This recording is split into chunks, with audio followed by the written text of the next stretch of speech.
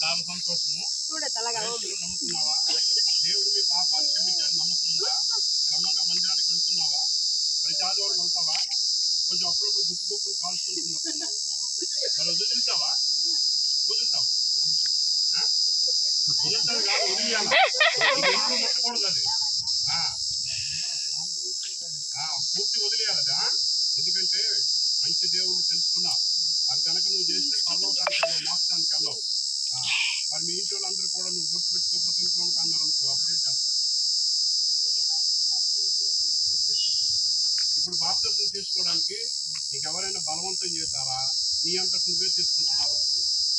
మరి మీ వాళ్ళు అడిగా అనుకో, ఆ పాస్ గారు ముంచేశారు, ఇద్దరు కలిసి చేసి పెట్టేస్తా ఉన్నారు అనుకో, ఆయన్ని పెట్టండి నన్ను అంటావా?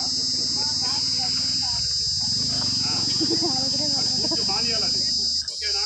మళ్ళీ వచ్చి మధ్యలో వస్తాను నేను. వచ్చినప్పుడు చూడండి.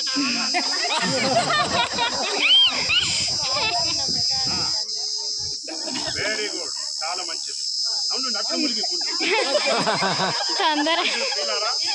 కవితమ్మ గారు దేవుని ఎదుట, దేవుని సంఘం ఎదుట మరి ఇచ్చినటువంటి సాక్ష్యాన్ని బట్టి, దేవుడు నాకు ఇచ్చిన అధికారాన్ని బట్టి